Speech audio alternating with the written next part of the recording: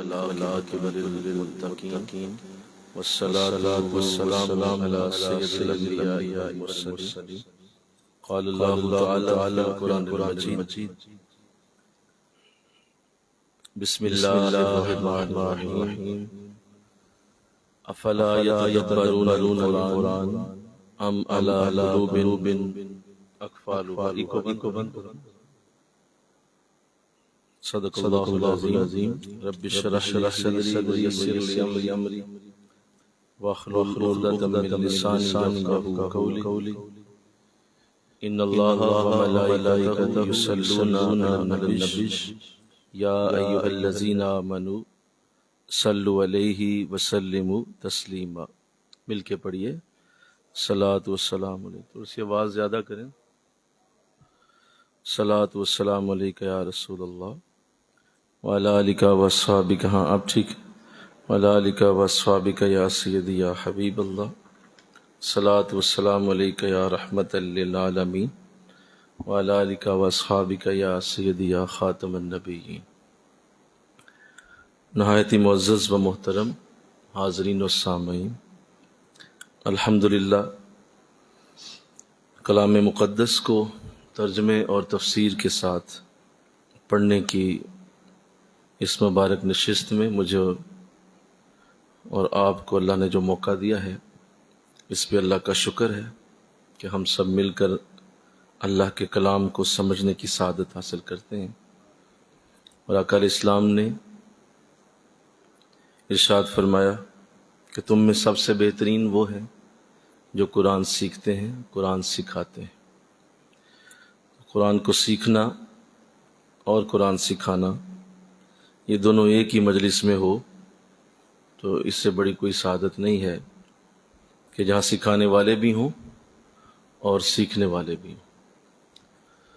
تو اللہ نے ہم دونوں کو ہی یہ موقع دیا کہ سکھانا بھی ہمیں نصیب ہو گیا اور آپ کو سیکھنا نصیب ہو گیا.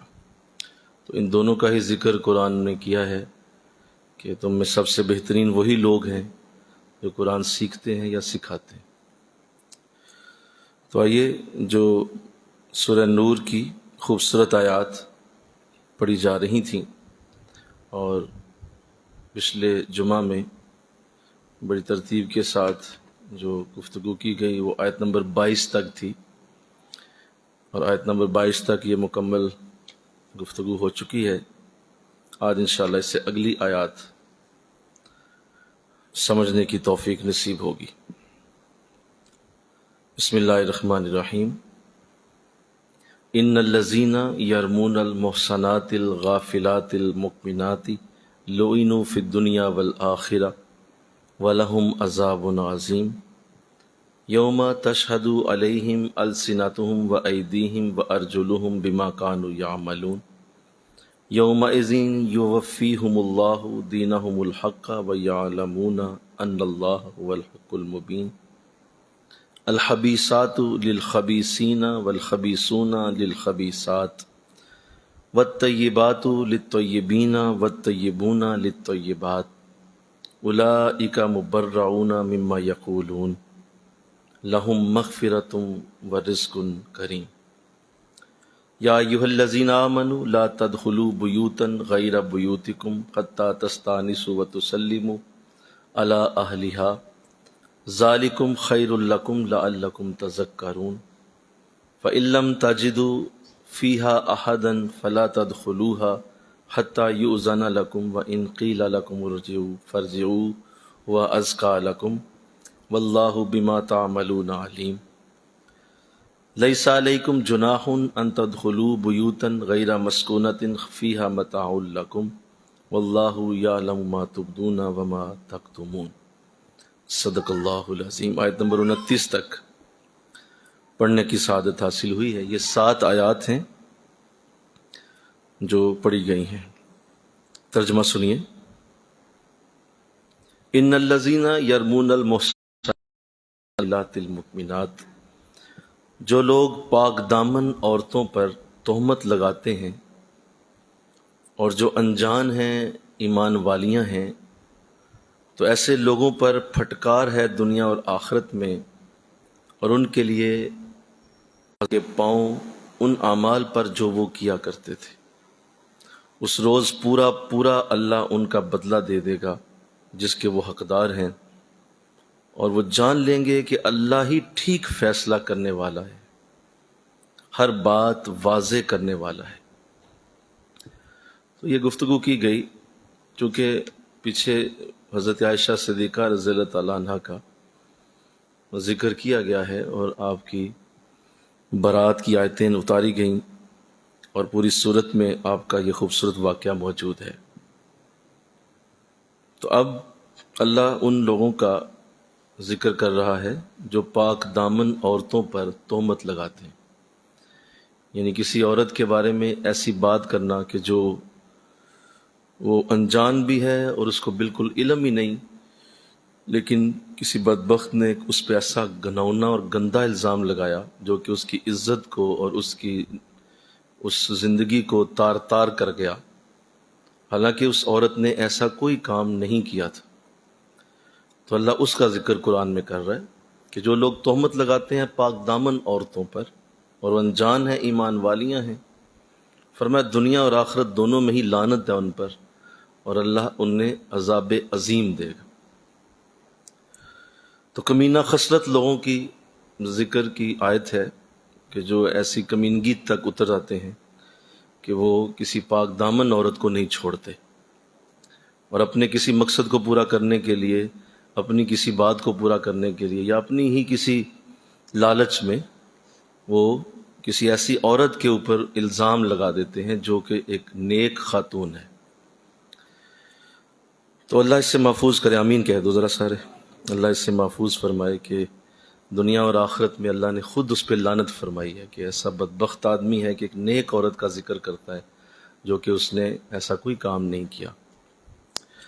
تو آگے فرمایا کہ وہ اس دن کو ذرا یاد کر لے جب اس کی اس بات کی گواہی اس کی زبان اور اس کے ہاتھ اور اس کے پاؤں خود دیں گے۔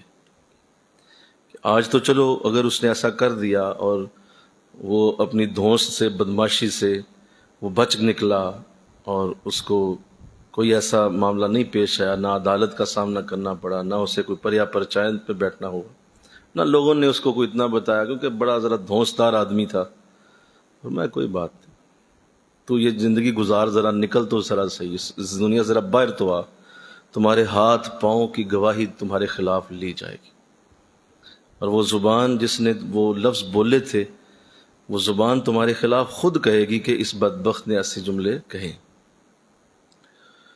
تو فرمایا کہ اس دن ہم پورا بدلہ دیں گے تمہیں، ایک ایک لفظ کا بدلہ جو ہے وہ دیا جائے گا۔ حضرت حذیفہ رضی اللہ تعالیٰ عنہ سے روایت ہے، سنیے یہ حدیث۔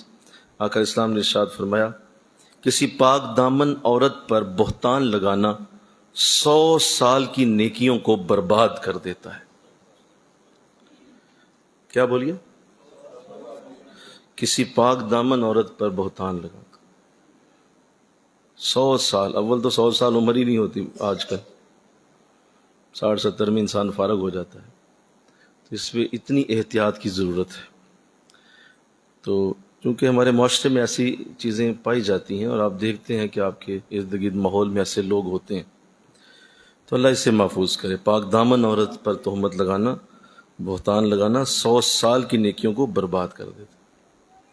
چونکہ آج تو اپنی چرب زبانی سے، اپنی تیزی سے، اپنے چالاکی سے بچ نکلا ہے، اور عام طور پہ ایسے لوگ جو ہیں وہ ذرا چالاکی میں اور اپنی اس وقتی ایک طاقت کے ذریعے بچ جاتے ہیں اور ان سے کوئی خاص پوچھ گچھ نہیں ہوتی۔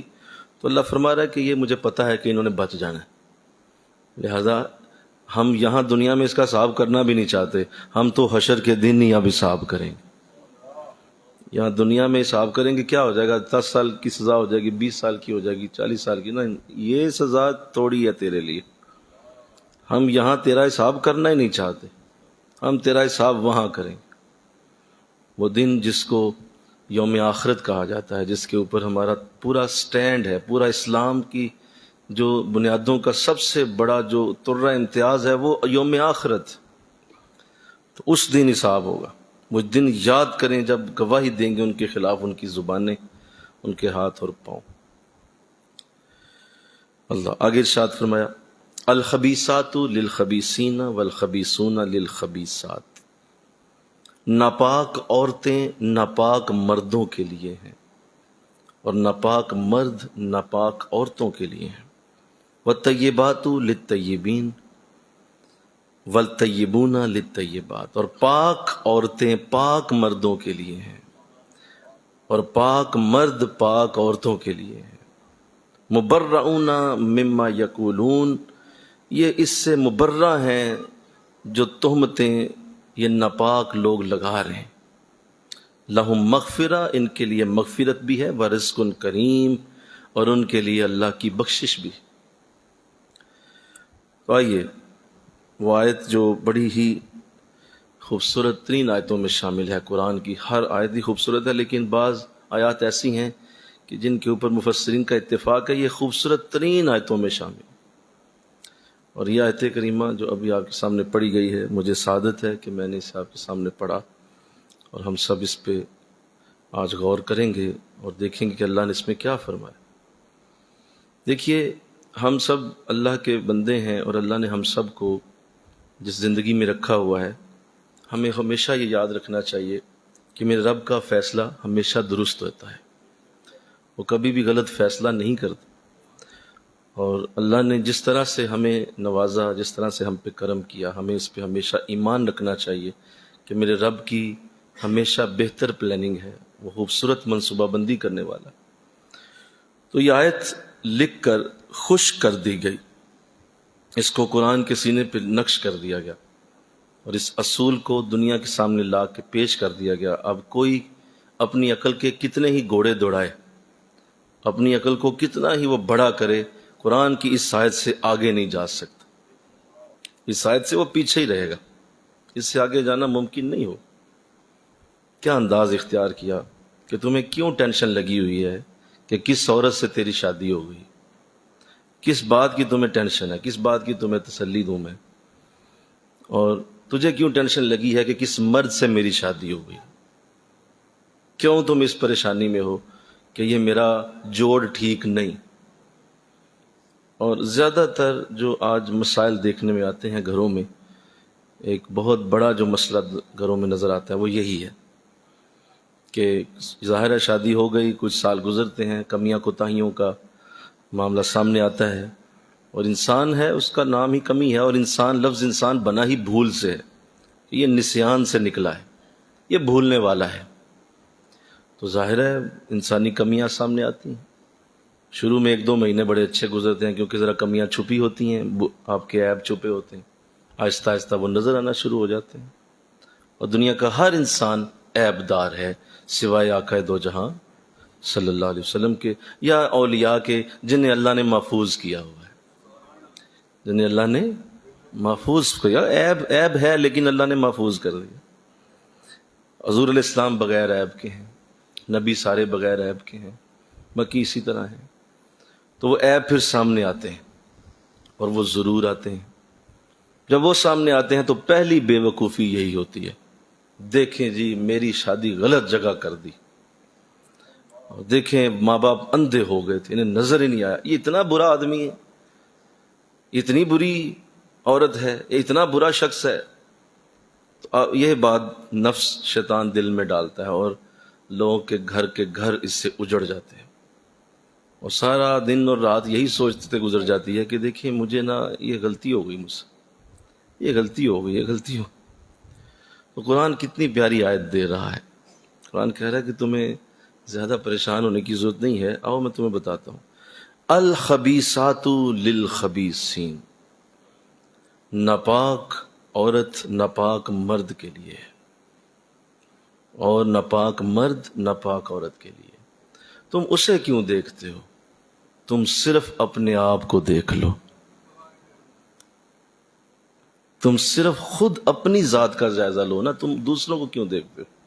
وہ تمہارے ساتھ جس کا زوج ہم نے جوڑا ہے، تمہارے ساتھ جو ہم نے جس کا عقد کیا ہے، یا جو ہم نے اس کے معاملات تمہارے ساتھ جوڑ دیے، تم اسے کیوں دیکھ رہے ہو؟ تمہیں ضرورت ہی کوئی نہیں۔ شیشے کے آئینے کے سامنے کھڑے ہو جاؤ، اپنے آپ کو دیکھو۔ اگر تم خبیث ہو نا تو تمہاری شادی کسی پاک سے ہو ہی نہیں سکتی، تمہاری شادی ناپاک سی ہونی، وہ بھی ویسی ہی ہے، زیادہ پریشان ہونے کی، دونوں اکٹھے ہی ہو، ایک ہی ہو دونوں، ہمارا فیصلہ ہے۔ اب اس پہ اللہ کے ساتھ بندہ جھگڑ نہیں، ایسے کیوں کیا، یہ کیوں کیا، وہ کیوں کیا، تو یہ تو فضول بات ہو جائے گی نا، اللہ سے جھگڑنا ممکن نہیں ہے، یہ اللہ کا فیصلہ ہے، یہ رول ہے۔ جب رول پہ آپ آ جاتے ہیں تو پھر اللہ کے سامنے بولا نہیں جا سکتا، اس پہ قلم خشک ہو گئے۔ تو تسلی رکھو، تمہارا انداز اگر ایسا ہے تو اس کا بھی ویسا ہی ہے، اور اگر عورت ہے تو اس کے لیے کہا والخبیثون للخبیثات، ناپاک مرد ناپاک عورتوں کے لیے۔ اگر تم عورت ہو کے یہ سوچ رہی ہو کہ میرا وقت ٹھیک جگہ نہیں ہوا، تمہیں بھی کیا ضرورت ہے سوچنے کی؟ تم غور سے اپنے آپ کو دیکھ لو، اگر تم ناپاک عورت ہو تو تمہارا مرد بھی اسی طرح ہے، انداز وہی ہے، فلاں غلط ہو گیا، فلاں ٹھیک نہیں، فلاں ٹھیک۔ قرآن کہہ رہا ہے یہ نہیں ہے، تم اپنے آپ کو دیکھو۔ یہ دو چیزیں اکٹھی ہونا ممکن نہیں۔ دنیا میں اللہ نے ضدوں کو ایک دوسرے سے جدا کر دیا، دو ضدیں اکٹھی نہیں ہو سکتی، ایک دوسرے کے مخالف چیزیں کبھی اکٹھی نہیں ہوں گی دنیا کے اندر۔ آگ اور پانی بولو اکٹھا نہیں ہو سکتا، دو ضدیں ہیں نا، بولیے، ایک آگ ہے ایک پانی ہے، دونوں اکٹھے نہیں ہو سکتے، ایک جگہ نہیں دیکھو گے، اگر آگ ہوگی تو پانی نہیں ہوگا، پانی ڈالو گے تو آگ بجھ جائے گی، دونوں میں سے ایک ہوگا۔ خوشبو اور بدبو کبھی بھی مکس نہیں ہو سکتے، ایک جگہ اکٹھا ہونا ممکن ہی نہیں ان کا۔ آپ خوشبو لگائیں گے تو بدبو ختم ہوگی، بدبو ہوگی تو خوشبو نہیں ہوگی۔ رات اور دن بولو ایک ہی وقت میں نہیں آ سکتے، جب وہ دن شروع ہوا رات گئی، رات آئی دن ختم، تو دو ضدیں کٹھی، جنت اور دوزخ ایک ہی وقت میں نہیں ہو سکتی، بیمار اور تندرست نہیں ہو سکتا، نیکی اور بدی بولو نہیں ہو سکتا۔ تو یہ کبھی نہیں ہوا کہ پاکی اور ناپاکی کٹھی ہو جائے۔ تو ایسے ہی ایک نیک انسان برے انسان کے ساتھ کیسے بیٹھ سکتا ہے، کیسے اس کا معاملہ بن سکتا ہے، سوال ہی پیدا نہیں ہوتا۔ تو اگر اس آیت کو انسان سمجھ جائے، غور سے دیکھ لے، تو وہ بہت سارے گھروں کو بچا سکتا ہے، بہت سارے گھروں کے مسائل حل ہو سکتے ہیں کہ یار یہ میری اپنی خامی ہے، میرے اپنے اندر برائی ہے، میں دوسروں کو کیوں کہہ رہا ہوں؟ میں اپنی برائی کو خود دیکھ لوں تو میرے لیے دوسرا بندہ بھی وہی ہے۔ اللہ، اور جب یہ کہا نا تو آگے دیکھیے کتنی پیاری بات کی، وَالطَّيِّبَاتُ لِلطَّيِّبِينَ، پاک عورتیں پاک مردوں کے لیے ہیں۔ یعنی اگر تم پاک ہو، بہترین انسان ہو، صاف ستھرے انسان ہو، تمہیں اللہ رسول کی محبت حاصل ہے، تمہیں اللہ نے پاکی دی ہوئی ہے، جسم کی پاکی ہے، خیالات کی پاکی ہے، تمہارے اندر نیکی کا جذبہ ہے، پریشان ہونے کی قطعاً ضرورت نہیں ہے۔ تمہاری زوجہ میں بھی وہی چیزیں ہیں، ہو سکتا ہے وہ بھی چھپی ہوں، ہو سکتا ہے ابھی وہ اس طرح آشکار نہ ہو سکتا ہے ابھی وہ اس طرح سے نہ کر پا رہی ہو، لیکن زندگی کے کسی موقع میں آئے گا وہ وقت جب تم دیکھو گے کہ یہ تو بالکل میرے ہی جیسی۔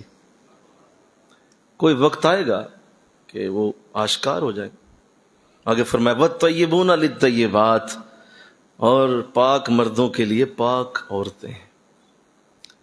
عورتوں کو بھی یہی کہا دیا گیا کہ اگر تم پاک صاف ہو، نیک عورت ہو، تمہیں نماز روزے کی توفیق حاصل ہے، تو تمہیں بالکل پریشان نہیں ہونا، تمہارا مرد بھی ویسا ہے۔ گو آج ہو سکتا ہے کہ اس کو اتنی نیکی کی توفیق نہ ہو سکتا ہے آج وہ اس وقت ایسی حالت میں نہ ہو، لیکن تصور بھی نہ کرنا کہ ہم کسی ناپاک کو پاک سے جوڑ سکتے ہیں، ایسا نہیں کرتے ہم۔ تھوڑا صبر کرو، تھوڑا وقت دو، تھوڑا دعا اور کر لو، تمہارے لیے ہماری حقیقت کھل کے سامنے آ جائے گی۔ ایک وقت آئے گا کہ وہ جو قرآن کی آیت ہے وہ سچ ہو کے سامنے آئے گی، کیونکہ قرآن کبھی جھوٹا نہیں ہو سکتا۔ تمہاری عقل جھوٹی ہو سکتی ہے، تمہارے حالات جھوٹے ہو سکتے ہیں، تمہارا تجربہ جھوٹا ہو سکتا ہے، تمہارا انداز آگے پیچھے دیکھنے کا جھوٹا ہو سکتا ہے، قرآن کی آیت جھوٹ نہیں ہو سکتی۔ قرآن کہہ رہا ہے ہم نے ناپاکی کو پاکی سے نہیں ملایا، ایک ہی ہے۔ تو بتائیے جس نے یہ آیت سمجھ لی اس کے لیے تو بڑی آسانی ہو گئی، وہ تو اللہ کی بارگاہ میں سجدے میں چلا گیا، مولا تیرا شکر ہے، میں تجھ سے راضی، میں تجھ سے خوش۔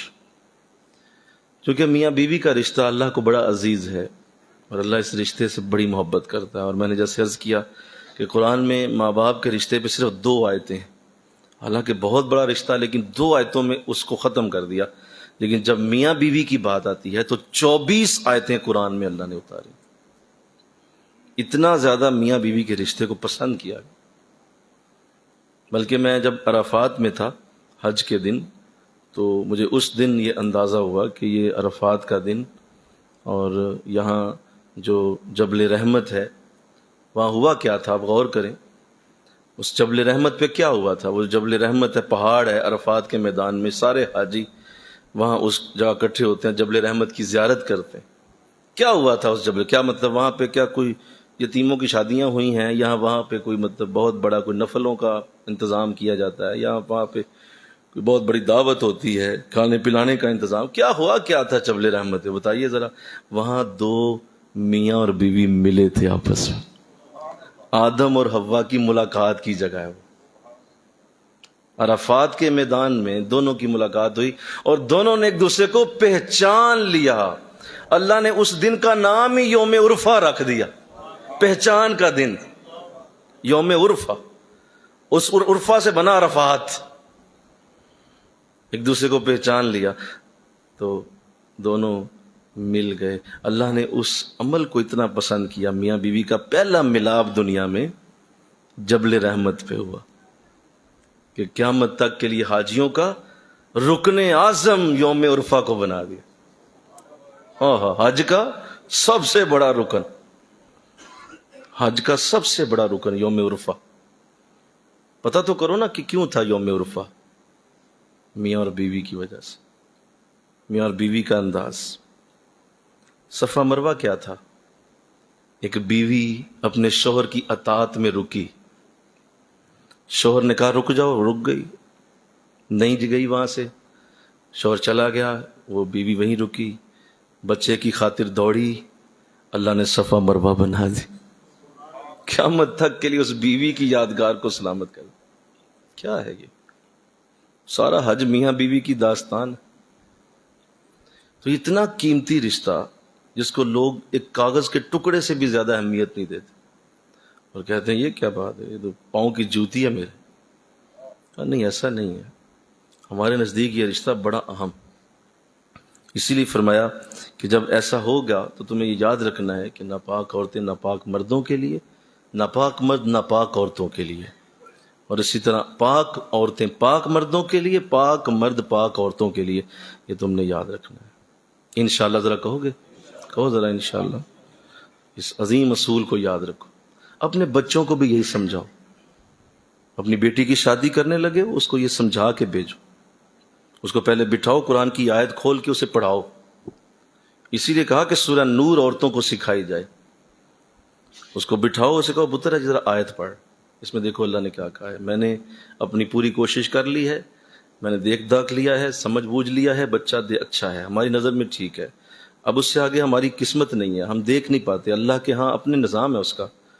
تو ہم اب بسم اللہ کرنے لگے ہیں، اور قرآن کی آیت تم بھی پڑھ لو کہ اگر تم جیسی ہو ویسا ہی تمہیں وہ ملنے والا ہے. تو بتاؤ، آپ گھر سے ہی اس کو یہ جب دیکھ کے بھیج رہے ہو تو آپ نے تو اس کا گھر بسا دیا نا پورا. اور اگر پہلے ہی ذوق یہ بنا ہوا ہے کہ جیسا بھی ہوگا، مسئلہ خراب ہوا بتا دینا، ہم لے آئیں گے تجھے، تو بتاؤ معاشرہ کیسے سکون میں آئے گا؟ کس طرح لوگوں کے گھر آسانی میں آئیں گے؟ کیسے لوگوں کے گھروں کے اندر سکون رہے گا اگر آپ ایسی سوچ ہی نہیں دیں گے؟ قرآن یہ سوچ دے رہا ہے کہ گھر سے ہی مکو ٹھپ کے جاؤ. مل کے کہو نا سبحان اللہ، بولو. گھر سے ہی مکو ٹھپ کے جاؤ، ختم. جو ہوا تیرے قسمت میں چلا گیا، اب تو نے خود دیکھنا ہے. اسی طرح بیٹے سے شادی کی ہے، بیٹا ہے، اس کو بلاؤ، اسے کہو بھائی یہ ہے، یہ آیت ہے، اسے پڑھ لو میرے بیٹے، اس آیت کو پڑھو، اور اس میں دیکھو تیرے رب نے تجھے کیا کہا ہے کہ جس کے ساتھ تمہاری شادی ہو رہی ہے وہ تمہارے جیسی ہے.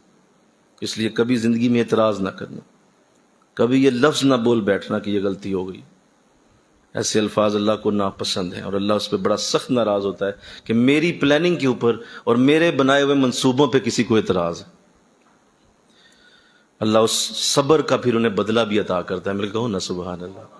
میاں بیوی کے آپس میں صبر کا بڑا بدلہ ہے، بڑا ہی بدلہ ہے. جب کوئی سختی سہتا ہے، کوئی بیوی شوہر کی سختی سہتی ہے، وہ اس پہ بدلہ پاتی ہے. دیکھیے حضرت ہاجرہ نے، اماں ہاجرہ نے حضرت ابراہیم کی سختی کو سہا، آج تک ان کا نام زندہ ہے.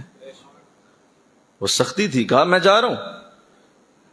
کہا حضور بچہ ہے 6 ماہ کا ہے، سخت سردی، رات، جا رہے ہیں آپ؟ کہا ہاں جا رہا ہوں. کوئی میرا انتظام؟ کہا اللہ کرے گا. تو کتنی سختی آ گئی، بولو نا کتنی سختی آ گئی. اس عورت نے صبر کیا، اس نے صبر کیا، اور اس صبر کا بدلہ دیکھیے کتنا بڑا پایا، کتنا بڑا پایا کہ میاں کی طرف سے سختی آئی تھی، اس نے کوئی اعتراض نہیں کیا. اور دوسری طرف مثال ہے حضرت موسیٰ علیہ السلام کی اپنی زوجہ کے ساتھ. راستہ ہے، لمبا ہے، سفر ہے، آپ کی زوجہ حمل سے ہے، بچہ ہونے والا ہے، قریب ہے وقت، اور راستہ ہے، درد ہو گئی، شروع ہو گئی، تکلیف ہو گئی. اب رکنے لگے ہیں، سردی اتنی زیادہ ہے، دور روشنی دیکھی. کہا تیرے لیے آگ نہ لے آؤں، تیرے لیے آگ لے آؤں ذرا؟ کہا جی لے آئیے. اس سختی کو برداشت کیا اپنی بیوی کے لیے. پہاڑ پہ چڑھے، اوپر کی طرف چلتے گئے چلتے گئے. وہ روشنی جو تھی وہ خود خدا کی ذات مل گئی آگے جا. وہ جو سختی بیوی کی وجہ سے سخی تھی، خدا کا وجود مل گیا. وہاں اللہ سے ملاقات ہو. کوہ طور پہ نہیں سمجھتے، کہتے ہیں نہیں یہ سختی کیوں آئی ہے، یہ بیوی کے ساتھ کیوں میرا ایسا معاملہ بن گیا. بھائی وہ جو وجود سختی کا آیا ہے تیرے لیے آگے عزت کا سبب ہوگا. اس پہ صبر کرو، عزت ملے گی. اس پہ صبر کرو، برکت ملے گی. اس پہ صبر کرو، رحمت ملے گی، کرم عطا ہوگا. اللہ ان سختیوں کے وجود سے ہی تو رحمتیں باہر نکالتا ہے کہ ٹھنڈے پنکھوں کے نیچے اور پھولوں پہ جینے کے لیے تم آئے ہو دنیا میں. دنیا اس طرح کی زندگی تجھے کبھی نہیں دے گی. دنیا تمہیں ہر وقت کسی نہ کسی ٹینشن میں ڈالے رکھے گی. اس لیے اس فیصلے کو جان لو کہ ناپاک ناپاک کے لیے، پاک پاک کے لیے. مل کے کہو نا سبحان اللہ. ختم ہوگی بات. کیا خوبصورت انداز ہے قرآن کا، مسئلہ ہی حل کر دیا. تو چونکہ لوگ اس کو سمجھنے سے قاصر ہیں، لہٰذا پھر مار دھاڑ ہے، لڑائیاں جھگڑے، طلاقیں، کتیا مارو مار، ایک دوسرے کے اوپر الزام. اللہ کے سادہ سا اصول ہے، سادہ سی بات. بیٹھو سمجھ لو قرآن کو، اللہ تمہیں اس کی عزت دے دے. ایک تو اس میں یہ زاویہ، دوسرا زاویہ یہ بھی ہے، سنو. دوسرا زاویہ یہ ہے کہ ایک برا شخص کبھی بھی پاک شخص کے قریب نہیں آ سکتا. اگر سنگت کی بات کی جائے تو یہ آیت اس میں بھی فٹ آتی ہے. سنگتیں اللہ کبھی ایک دوسرے میں مکس نہیں ہونے دے گا. آپ کسی برے شخص کو پاک کی مجلس میں بٹھائیں، نیکوں کی مجلس میں لے آئیں، وہ وہاں اپنے بار بار وجود کو ایک ایکسٹرا وجود سمجھتے ہوئے کبھی ادھر بیٹھے گا، کبھی ادھر بیٹھے گا، کبھی کھڑا ہو جائے گا. اس کو چین نہیں آ رہا ہوگا، کیونکہ نیکوں کے ساتھ بیٹھنا اس کی طبیعت میں ہے ہی نہیں. نیکوں کے قریب رہنا اس کی طبیعت میں نہیں ہے. لہٰذا اس سے وہاں بیٹھنے کے لیے بڑی مشکل ہو جائے گی. وہ کہے گا نہیں یار یہ کیا کر رہے ہیں، میں تو اللہ فرما رہا ہے یہ اس لیے کر رہے ہیں کہ ہم پاکوں کو پاکوں کے ہی ساتھ رکھتے. یہ وجود دونوں کا ایک نہیں ہو سکتا. اس لیے کہا گیا کہ تم مرنے سے پہلے ہی اپنی موت کو اور اپنی آخرت کو دیکھ سکتے ہو. کہا جی کیسے دیکھ سکتے ہیں، مرنے کے بعد نظر آتی؟ کہا نہیں، تم اپنی سنگت کو دیکھ لو.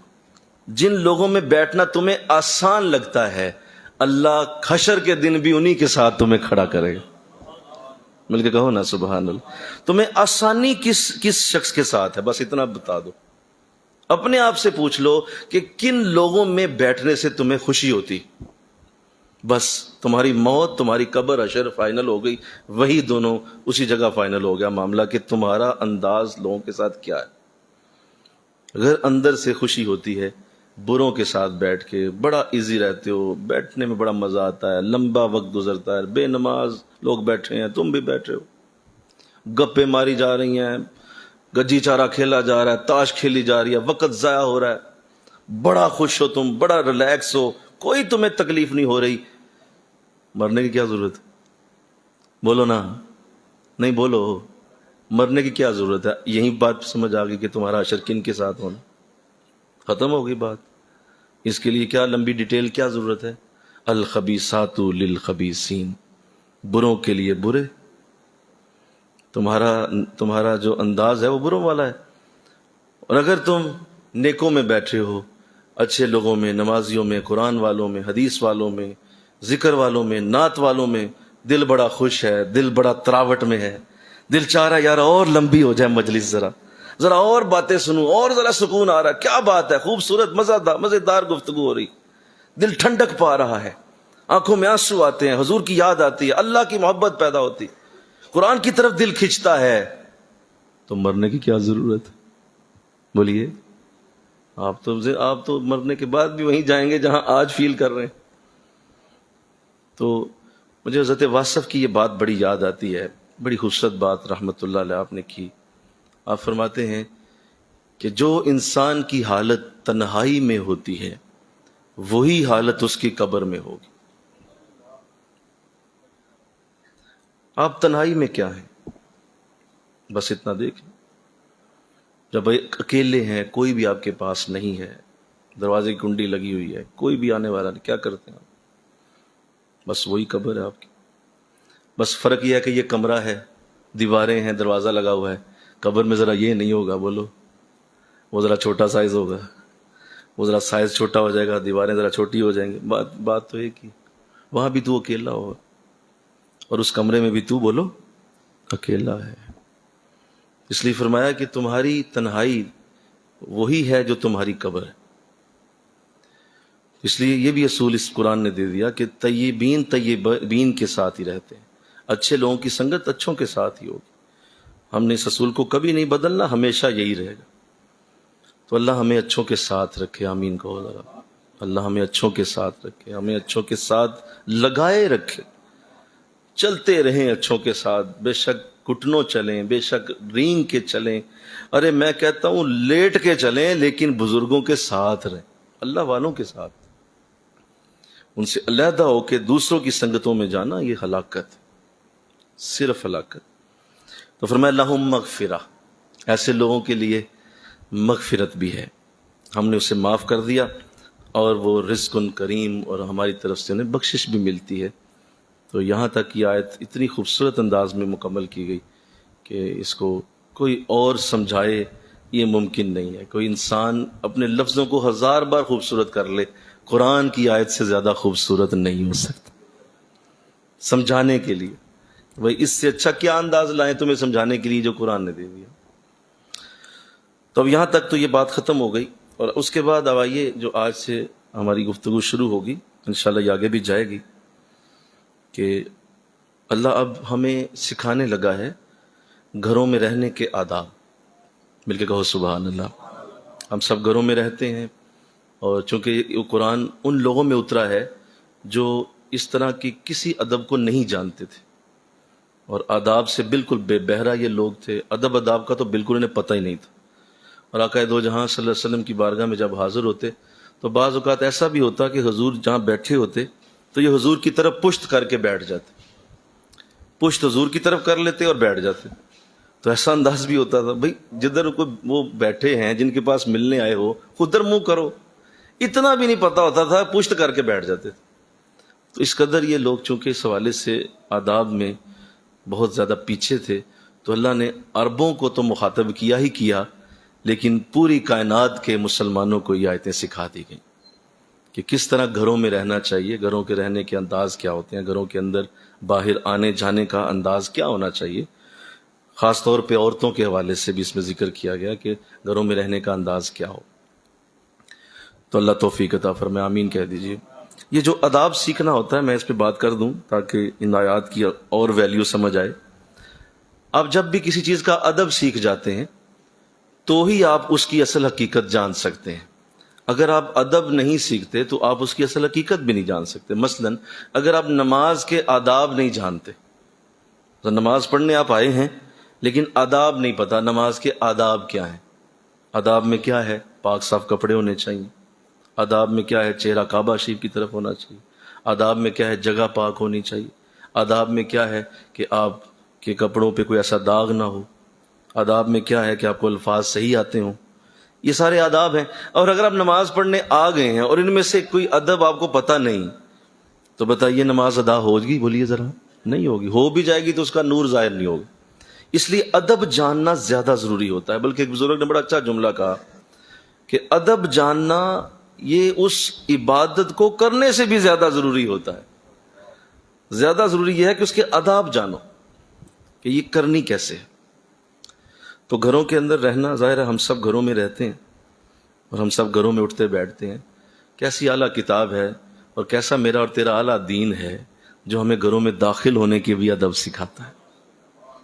یہاں تک کہ حضور اسلام نے واش روم میں داخل ہونے کے آداب سکھائے، واش روم سے باہر آنے کے آداب سکھائے، اس حد تک احتیاط فرمائی، بلکہ اتنے آداب، اتنے ڈیٹیل میں جا کے آج سائنس پروو کرتی ہے ان چیزوں کو۔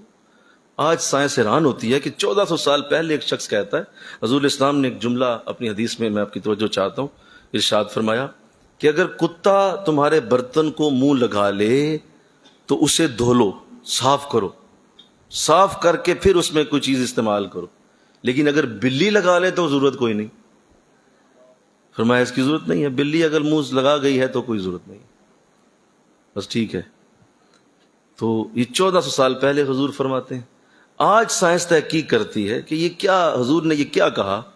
تو جب دونوں کا سلیوا لیا گیا جو کہ تھوک ہوتا ہے، کتے کا لیا گیا اور بلی کا لیا گیا، تو جو کتے کا تھوک ہے اس کے اندر بیکٹیریا، وائرس اور جراثیم پائے گئے، اور بلی کے اندر بالکل صاف تھوک پایا گیا۔ اور بلی کو جب اس کا وہ جو ایگزامن کیا گیا اس کے تھوک کو، تو کہا جی یہ تو بالکل صاف ستھرا ہے۔ تو آج وہ لوگ حیران ہو رہے ہیں کہ 1400 سال پہلے ایک شخص ایک بات کرتا ہے، اسے کس نے بتا دیا کہ کتے میں جراثیم ہوتے ہیں؟ یہ میرے نبی کا اعجاز ہے، مل کہو نا سبحان اللہ۔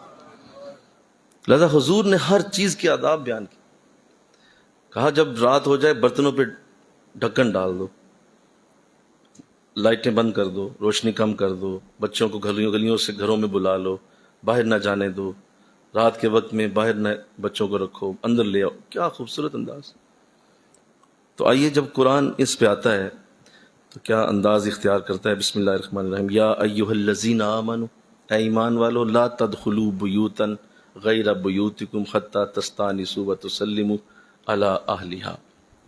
اے ایمان والو، دوسروں کے گھروں میں نہ داخل ہوا کرو اپنے گھروں کے سوا جب تک تم اجازت نہ لے لو، اور سلام نہ کر لو ان گھروں میں رہنے والوں پر۔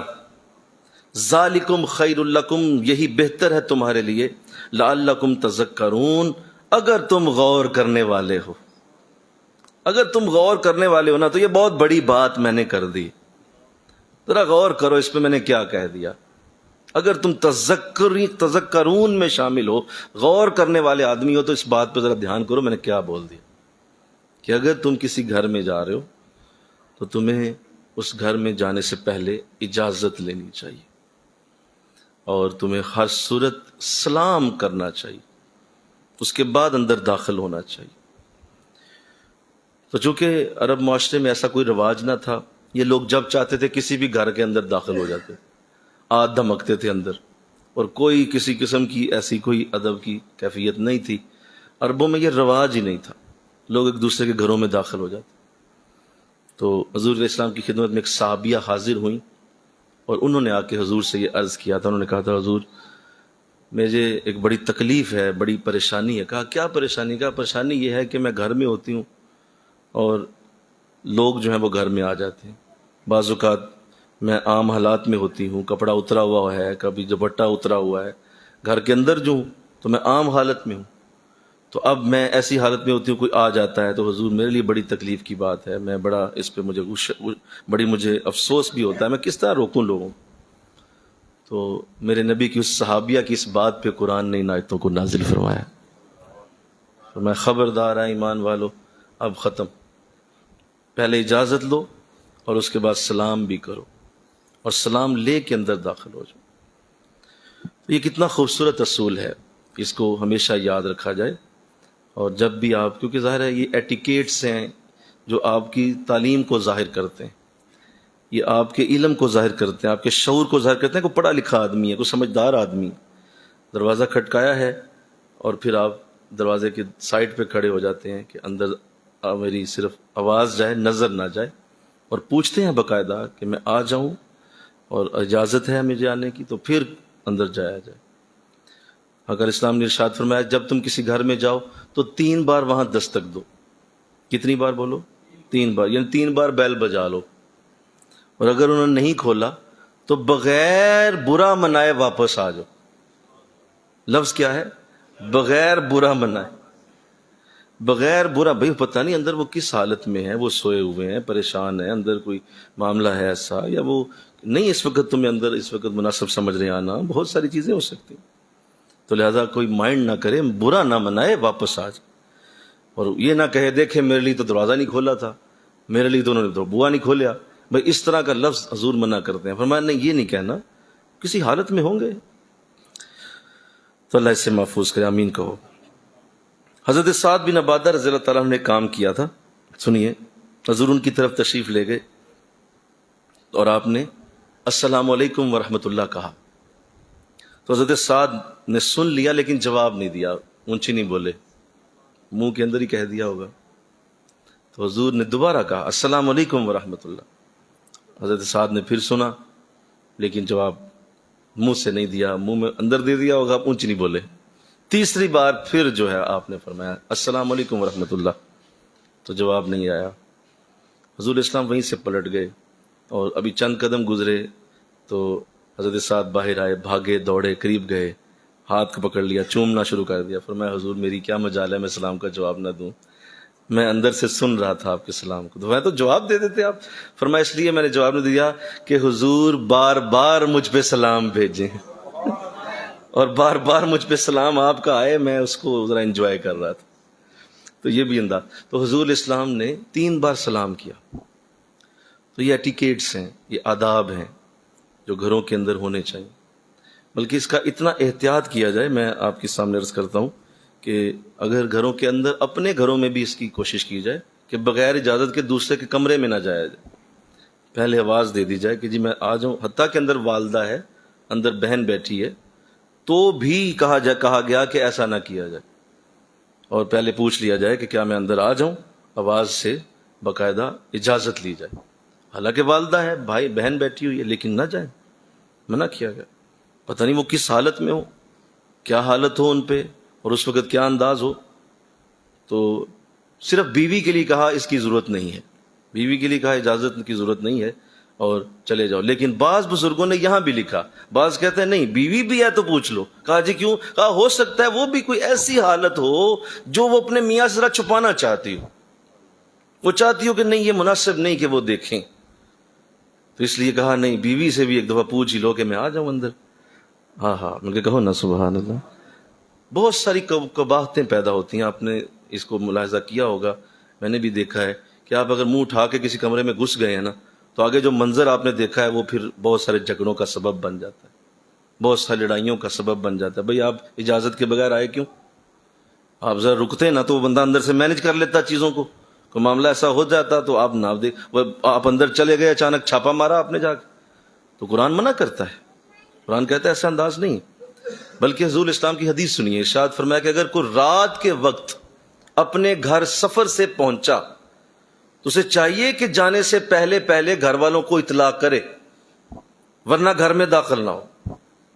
پہلے بتا دے کہ بھائی میں پہنچ گیا، آ گیا، یہ گھر کے قریب ہوں بھائی، تاکہ گھر والے اپنے معاملات کی آسانی میں آ جائیں اور انہیں پتہ ہو کہ آپ داخل ہونے لگے ہیں، آپ آنے لگے ہیں.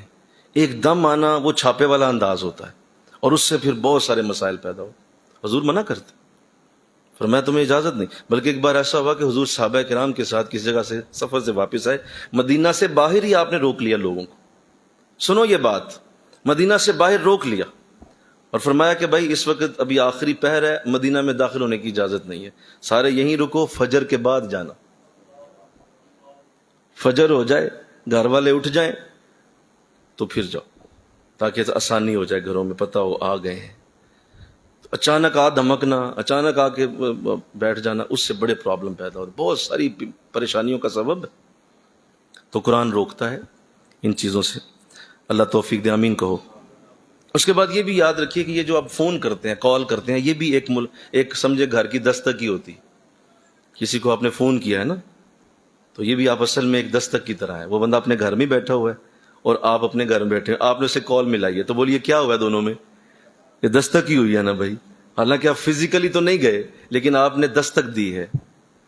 تو اب آپ نے ایک کال ملائی ہے، اس نے نہیں اٹھائی، کوئی بات نہیں، دوسری ملا لیجئے، نہیں اٹھائی، کوئی بات نہیں، تیسری ملا لیجئے، نہیں اٹھائی تو کوئی بات، 3 دستک دے لیجئے، حضور کی حدیث پوری کر لیجئے، بولو آقا کی حدیث پوری کر، بھائی 3 کالیں کر دی تجھے، تو اس کا مطلب یہ ہے کہ وہ 3 دستک ہو گئی، اور اب آپ تسلی رکھیں اور بالکل اس کا مائنڈ نہ کرے، پتہ نہیں کس حالت میں ہے، واش روم میں ہے، وہ سو رہا ہے، کسی ایسی جگہ کھڑا ہے جہاں فون نہیں اٹھایا جا سکتا، یا کوئی اگر اٹھاتا ہے تو وہ بات نہیں کر پائے گا، تو بہت ساری چیزیں ہیں نا، تو اس کو مائنڈ نہ کیا، حضور نے فرمایا بغیر برا منائے واپس آ جاؤ، ایک بات۔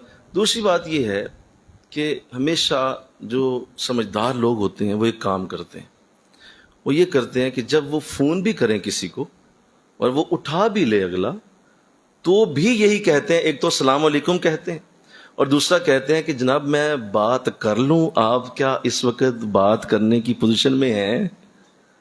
کیا میں کچھ بات کر لوں آپ سے؟ آسانی ہے نا آپ کو؟ یہ جس نے بول دیا میں سمجھتا ہوں وہ ادب میں پی ایچ ڈی کر چکا ہے، مل کے کہو نا سبحان اللہ، بولو ادب میں پی ایچ ڈی پہ ہے وہ، کہ اس نے فون کر کے یہ پوچھا کہ کیا میں بات کر لوں آپ سے، وقت ہے آپ کے پاس؟ بھئی ایک شخص ہے، فرض کرتے ہیں کہ وہ کسی معاملے میں بات کر رہا تھا کسی سے، بہت اہم بات ہو رہی تھی، ذہن اس کا وہاں لگا ہوا ہے، سوچ اس کی وہاں لگی، آپ کی کال آ گئی ہے، اب وہ سوچ رہا ہے یار اس کو اٹھا لوں میں ذرا، اچھا اٹھاتے ہی آپ نے بالکل نہیں یہ پوچھا، آپ نے فوراً اپنی بات شروع کر دی۔ اب بتائیے اس کا ذہن وہاں لگا ہوا تھا، وہ آپ کو پراپر آنسر ہی نہیں کر پائے گا، وہ کہے گا یار میں اچھا کرتا ہوں بات، اچھا ایسے کر لو، لیکن ذہن ادھر ہے، تو آپ نے بہت بڑی مسٹیک کر دی ہے۔ اس سے بھی بہت ساری پریشانیاں پیدا ہوتی ہیں، کیونکہ آپ نے اس سے اجازت نہیں لی بات کرنے کی۔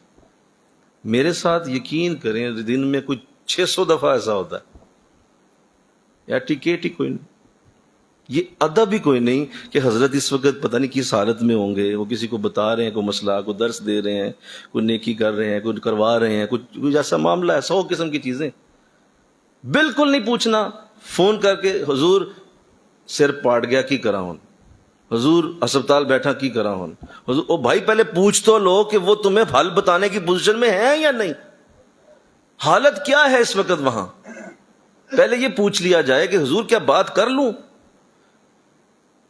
یہ کبھی نہیں کسی نے سوچا۔ حالانکہ قرآن کہہ رہا ہے اجازت لو، پہلے مل کے کہو نا سبحان اللہ، بولیے پہلے اجازت لے لو کہ آ جاؤں اندر، تو آ جاؤں اندر سے مراد یہ ہے نا فون پہ جب بات ہو رہی تو کر لوں بات، یہ آ جاؤں اندر ہی ہے نا، نہیں، اس کا خیال رکھیں گے آپ انشاءاللہ، کہیں ذرا کہیں گے نا، اس کا خیال رکھیں کہ آپ اس ایٹیکیٹ کو جانیں۔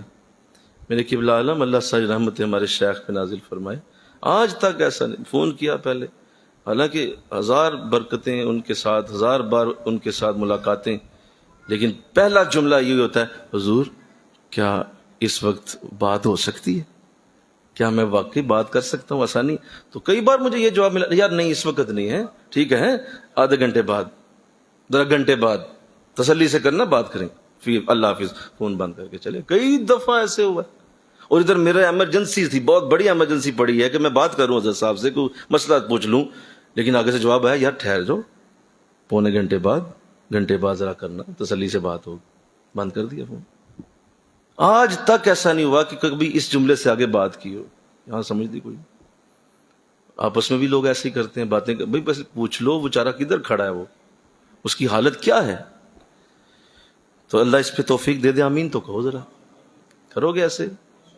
کیا کرو ایسے؟ یہ تمہارے تعلیم یافتہ ہونے کی علامت، یہ تمہارے شعور والے ہونے کی علامت، تمہارے بڑے ہونے کی علامت، کہ اگلے کو سپیس دی جائے، اسے پورا موقع دیا جائے کہ وہ پہلے سنبھل جائے، پہلے وہ دھیان کر لے۔ اور اس کا فائدہ بڑا یہ ہوگا کہ اگر وہ آپ کو ٹائم دیتا ہے بعد میں بات کرنے کا، تو پھر وہ آپ کی بات صحیح سمجھ لے گا، صحیح سمجھ کے صحیح آنسر کرے گا آپ کو۔ اور اگر وہ آپ کی بات سمجھ نہیں سکا اور بات ہی نہیں کر پایا، تو بتائیے کیا جواب دے گا؟ صحیح طرح جواب ہی نہیں دے پائے۔ اور دوسری بات، مغرب کے وقت میں کال کرنے سے بہت زیادہ گریز کریں۔ مغرب کا وقت بڑا شارٹ ہوتا ہے، اس وقت عام طور پہ لوگ نماز میں مصروف ہوتے ہیں، اور مغرب کے وقت 45 منٹ کا وہ وقت ہوتا ہے، اس میں نماز پڑھنی ہوتی۔ اب اس میں کیا لوگ کرتے ہیں، مغرب کا وقت ہے، ایک کال کی ہے نہیں اٹھائی، ظاہر ہے مغرب کا وقت ہے، نماز میں مصروف ہوں گے، دوسری کر دی ہے، تیسری کر دی ہے، چوتھی کر ماری ہے، پانچویں کر ماری ہے۔ او بھائی ٹھہر تو جاؤ، مغرب تو پڑھ لینے دو، وقت تھوڑا ہے اس کا، اس میں لوگ زیادہ تر نماز کے اندر ہوتے ہیں، مغرب میں کالز نہ کی جائیں، یا ایسے وقت میں گھروں میں داخل ہونے سے بھی پرہیز کرو، کیونکہ وہاں اندر مغرب ادا ہو رہی ہے، ٹائم تھوڑا ہے، لوگ مغرب کی نماز پڑھ رہے ہیں، عورتیں پڑھ رہی ہیں، مرد اندر ہیں پڑھ رہے ہوں گے، تو اس پہ بھی مائنڈ کر جاتے ہیں کہ میں نے اتنی کال، اب ٹائم تو دیکھیں آپ نے کالیں کس وقت کی ہیں، مغرب کے وقت کی ہیں، تو اس کا بھی خیال رکھیں انشاءاللہ، کہیں ذرا اس کا بھی خیال رکھیں، وہ وقت بڑا نازک ہے، اس میں ذرا خیال کیا جائے۔ تو فرمایا یہ تمہارے لیے بہتر ہے، آہا مل کے کہو سبحان اللہ، ذالکم خیر لکم، یہ تمہارے لیے بہت بہتر، لعلکم تذکر۔ اچھا دیکھیے یہاں ایک حدیث حضور کی ہے، میں وہ پیش کرنا چاہتا ہوں۔ آقا اسلام نے فرمایا، آپ کا ارشاد گرامی صحیح مسلم میں موجود ہے، جو دوسروں کے گھروں میں ان کی اجازت کے بغیر جھانکے تو ان گھر والوں کے لیے جائز ہے کہ وہ اس کی آنکھ ہی باہر نکال دیں۔ لو بولیے، آنکھ ہی کٹ دی ہوئی دی، بدبخت دی، جس نے بغیر اجازت اندر دیکھا ہے، اندر دیکھا، کیوں دیکھا آپ؟ حالانکہ میرا نبی تو رحمت للعالمین۔ پرائیویسی کی اتنی امپورٹنس ہے اسلام کے اندر، پرائیویٹ لائف، پرائیویسی، کسی کی پرائیویسی کے اندر نہ جھانکو، کسی کی پرائیویسی کو نہ دیکھو۔ فرمایا اگر تم نے دیکھ لیا میں اجازت دیتا ہوں آنکھ نکال دو اس کی، اور آگے لفظ ہیں اسے کوئی گناہ نہیں ہوگا، حالانکہ آنکھ نکالنا بہت بڑا گناہ ہے، لیکن فرمایا جو ایسا کرے گا کسی کی آنکھ کو نکال دے گا، اسے میری طرف سے کہہ دو کوئی گناہ نہیں تم پہ، دوسری بھی نکال دو بے شک۔ تو جھانکنا کسی کے گھروں میں، کسی کی پرائیویسی کے اندر جانا، یہ غلط ہے۔ ایسے ہی موبائل فونز بھی ہیں، اس کی پرائیویسی ہوتی ہے، لوگوں نے اپنی پرائیویٹ چیزیں رکھی ہیں، تصویریں ہیں، کچھ ایسی چیزیں ہیں، موبائل فونوں کے اندر گھستے جانا اور اندر سے اندر جاتے جانا، میسج پڑھنا، لوگوں کی گیلری جا کے چھان مارنا، کیا کیا اس نے کیا ہوا ہے، کہاں کہاں لکھا ہوا ہے، یہ سب اسی میں آئے گا، یہ سب اسی حدیث کے اندر آئے گا۔ بغیر اجازت اس کے گھر کے اندر جھانکا ہے آپ، اس کی پرائیویٹ چیز ہے، اس کو کیوں آپ نے جو ہے وہ اندر سے جا کے دیکھا، کیوں کا ایسا کر رہے ہیں؟ منع ہے۔ تو لہذا کسی کی اجازت کے بغیر اندر جانا اور جھانکنا، نہ قدم رکھنا، تو یہ سخت ترین اسلام اس پہ منع کرتا ہے۔ تو آئیے آج میں نے اس کو شروع کر دیا، لیکن آگے کچھ ایسی گفتگو ہے، میں چاہتا ہوں اس کو تسلی سے کیا جائے۔ آج یہیں تک، اللہ سمجھنے کی توفیق عطا فرمائے۔ وما علینا الا البلاغ، سنتے ہیں۔